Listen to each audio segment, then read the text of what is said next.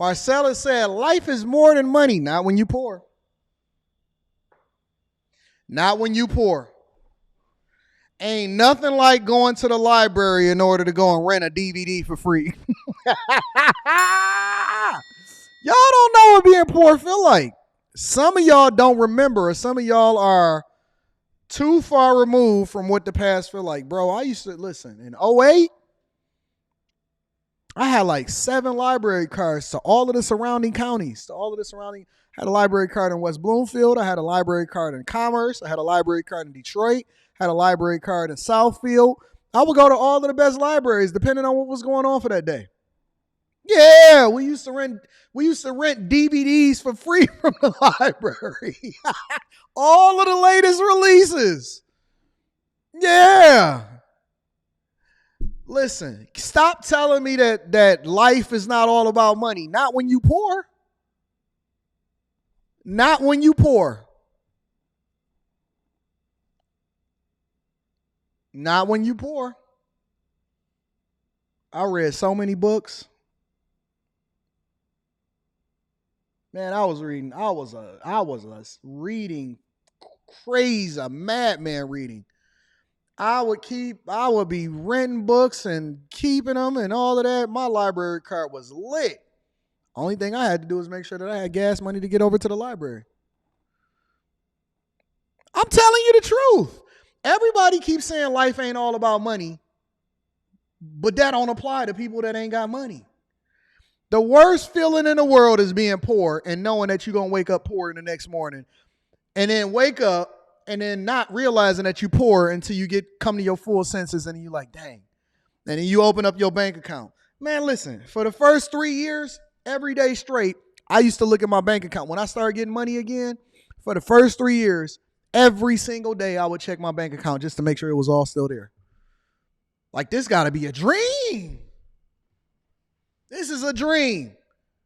For the first 3 years, once I started getting my bag back, I would check my account every single day just to make sure it was all still there. Because I was so used to waking up in a nightmare thinking that I had money, and then I was like, oh, man, I'm still poor. That wasn't a dream. That wasn't a bad dream yesterday.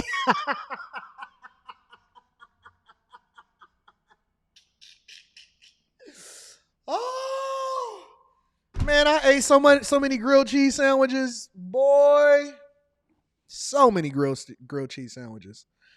I had so many grilled cheese sandwiches. Fruit snacks. Being a grown man eating fruit snacks every day. You don't know what that feel like. Do you know what it feel like to pack a lunch to go to the library as a grown man?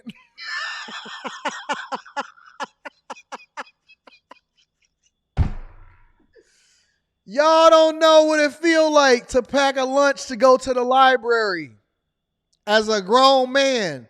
We ain't have nothing else to do. Once we got out of school, once we got out of work, all of the money went over to the bills. You know what I'm saying? We was taking our spare time. Wasn't no need in sitting at the crib. And so you pack a lunch. You get you some fruit snacks in that joint. You go to the library. Yeah. Ain't nothing like going to the library with a grilled cheese sandwich and some fruit snacks as a grown man. I was in there happy as can be. I'm going to be rich one day. I'm working on it.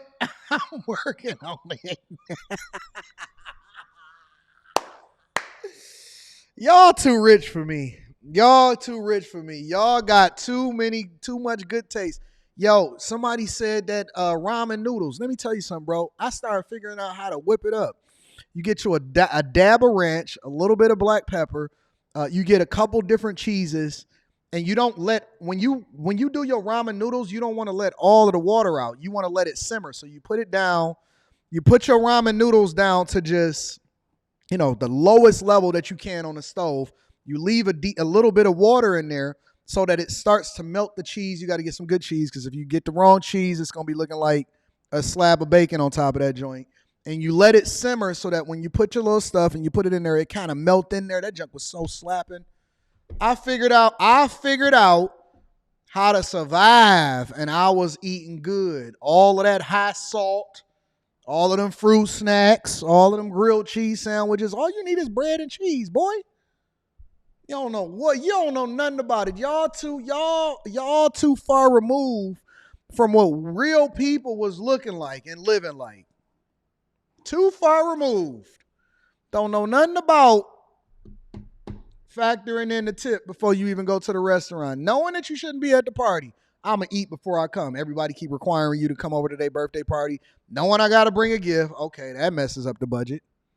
Yo, I remember I was a grown man when the recession hit in 2008, 07, 08. And I remember giving Rita an allowance. She sent me a screenshot of our previous budget.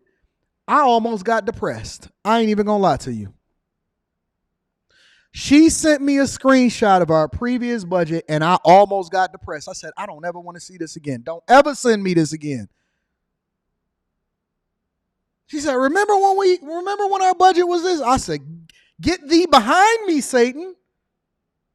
Get thee behind me, Satan. I'm never going back broke again. I don't care what y'all can keep talking that broke talk. Let me tell you something. I'm never, ever, ever, ever. I will rather work till I die than be poor. I would rather work 24 hours a day and suffer on that front or work 20 hours a day, get 4 hours of sleep than be poor. I would rather. That budget was so depressing. I didn't even save it. I said, get thee behind me. I prayed against that. I prayed against it. See, y'all don't know nothing about humble times. You don't know nothing about suffering. You don't know nothing about a chick holding you down and you ain't got nothing. Hello? Who was that in the background you saying thank you to? I'm at IKEA looking for something. So you in a Porsche at IKEA? Yeah. Don't be over there saying thank you to no more men. Okay, sorry. Do you remember what your allowance used to be? What I used to give you in the budget in the poor days? Yes, wasn't it like 25, 30, something like that? Woo! Getting your paycheck and giving your chick $25. Hey, here's $25. You can do whatever you want to do with it, girl.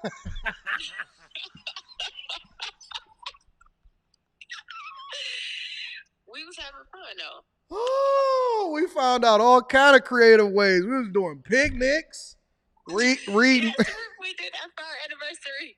For our anniversary, we went on a picnic, boy. It was fun though. We was in the grass like, ooh, I was making butterflies in the grass.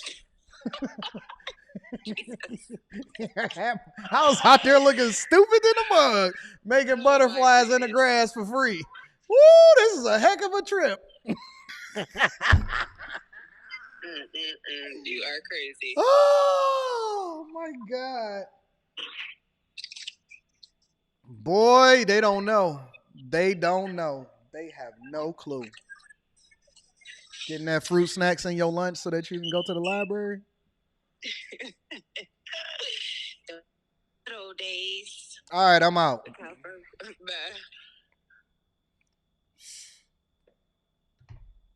But don't listen. Nobody can relate to you more than I can. I'm giving you the real. Nobody can genuinely relate to you the way that I can. To get money, and I was making $120,000 a year when I was 18, 19 years old, to having nothing and going on a anniversary on a picnic because you broke. See, these women today, they think that it's cool. Oh, you got to have Ruth Chris. That's cool. Well, Chris ain't Ruthin over here. And you and somebody else would have missed out on a good thing. Because now she's at IKEA in the middle of the daytime in a Porsche. And a brand new one. 2024, not 23, not 20, not 15, not none of that. And so a lot of times these people miss out on a good thing. They miss out on a great thing. They miss out on the vision that a man has. And they say, well, should I just believe in him? She didn't have to. She was having a good old time with her $25 allowance. She was having a good old time with her $25 allowance. And because she held it down, and because she believed so fervently in me and that I would go out there and I would do my sales job, and then I would go out there and do my second job, and I would come home, I would sleep for 2 hours, and then I would get back up, and on the weekends I would study because I was going to school full time and stuff like that. And I would get home and my feet was hurting so bad. My feet was hurting so bad because I was going door to door to door. I was hustling, I was grinding, and I had made up in my mind that my daughter was never going to experience the life that we experienced when we was growing up. I didn't care if it was a recession. I didn't care what it was. And so I was willing to do whatever it took. And I ain't have no money.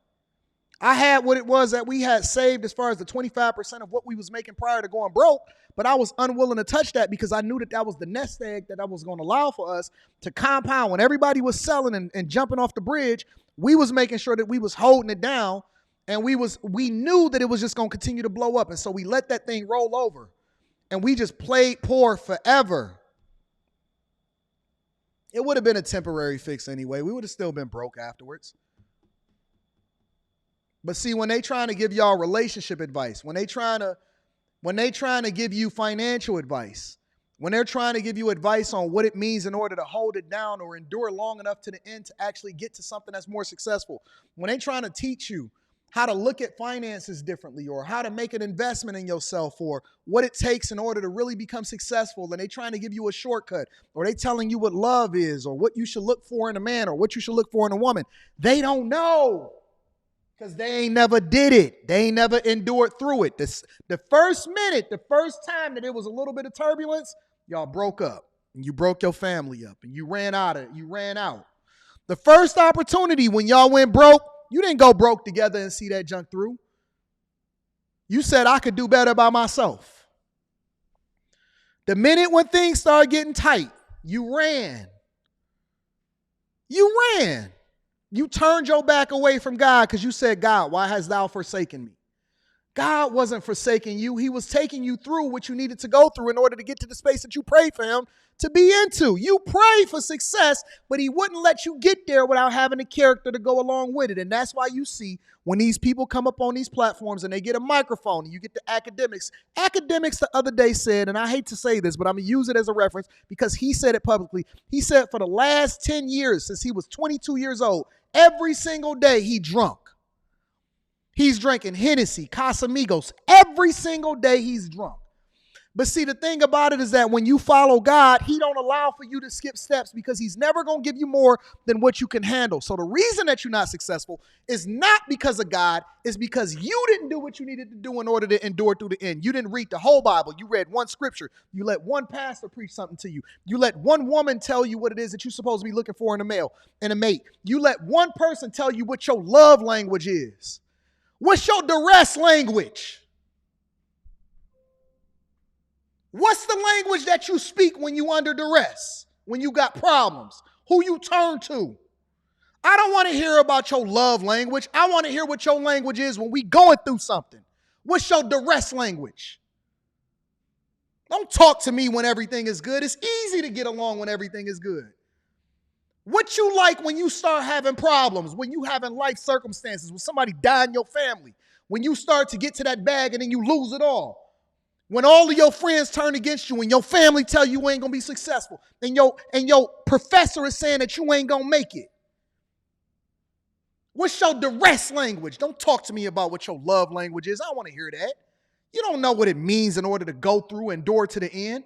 You don't know what it means in order to hold somebody down. You don't know what it means to actually benefit from it. You want to see them at the finish line. You don't want to actually build with them because that's too much like right. It's too much like God. It's too much like being equally yoked. And so you run around out here and you taking advice from people that can't do nothing with you, that can't do nothing for you, that ain't going to be there for you when you decide to go through something because life is going to rain on you. It's going to rain on the just and the unjust. But I don't want to hear that. I stand in what it is that I say, and it's the truth, not my truth, not your truth. It's the truth. And I stand in it because it doesn't change. It doesn't change. And the secrets to success, whether you're talking about financial or you're talking about relationships, It's the same across the board. It does not change. It's just like the word. It's going to be here before you. It's going to be here after you. What you're going to have to make the decision of is how bad that you really want it, or if you want to continue to run in the victim Olympics and place blame on somebody else as to why you in the situation that you in, regardless of the situation that you in. It's all on you. It's all on you. I don't want to hear about a love language for somebody that wrote a book. I don't care about your love language. I don't care if your love language is affection, gifts of appreciation, communication effectively. All that junk fly out the window when the man is coming to take your car. I guarantee you. Keep talking to me about what your love language is. I ain't impressed by you. You ain't been through nothing. You can't tell me about how it is that we supposed to be successfully married. You a life coach. You 22, 23, 28 years old. Ain't even married. Ain't even had no level of success. Ain't never built, failed, built it again, failed, built it again, built another business, failed, built a business, was successful, failed at the next one, tried to take all of the resources that you made from your business and throw it into another one. You don't know nothing about really having real life experience of what it takes in order to be successful. Y'all just talking, entertaining each other, wasting each other's time.